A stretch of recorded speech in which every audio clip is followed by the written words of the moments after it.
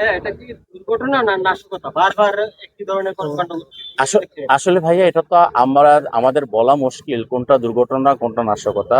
এখন আমরা তদন্ত করা ছাড়া তো এখানে একটা খুব সেন্সিটিভ এরিয়া, তার সেন্সিটিভ এরিয়া এবং নিরাপদ এরিয়া বলা চলে। তো এখানে সো দ্যাট এখানে ভিতরে যারা আছে যারা কাজ করে তারা যারা ছিলেন নিশ্চয়ই তারা এখানকার পরিচিত মানুষ।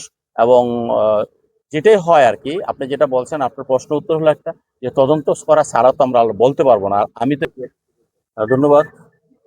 আপনারা জানেন গত বছর 18 অক্টোবর এখানে একটি অগ্নিকাণ্ড ঘটেছিল এবং সেই ডিএইচএল এর এখানে সে গত বছর যে ঘটনাটা ঘটেছে আজকে সেই একই জায়গায়, অর্থাৎ জায়গা পরিবর্তন হয়েছে কিন্তু যেখানে যে মালামাল রাখে ডিএইচএল এর সেই একই জায়গায় আজকে এই দুর্ঘটনা ঘটেছে।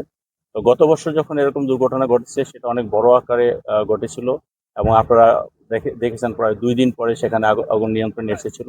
তো আমাদের ফায়ার সার্ভিসের কর্মীরা অনেক ভালো কাজ করেছিল এবং এবারও অনেক ভালো কাজ করেছে। তবে এবার সুখের সংবাদ হলো এটা যে এবার যখন আগুন লেগেছে সাথে সাথে আমাদের এখানে যে ইনস্ট্যান্ট যে ফায়ার ফাইটার যারা থাকে বা বিমানের জন্য যে ফায়ার নির্বাপনী ব্যবস্থাটা থাকে তাদের দিয়ে আমাদের কাজ শুরু করেছে। পরবর্তী ফায়ার ওরা খবর পেয়ে ওরা এসেছে।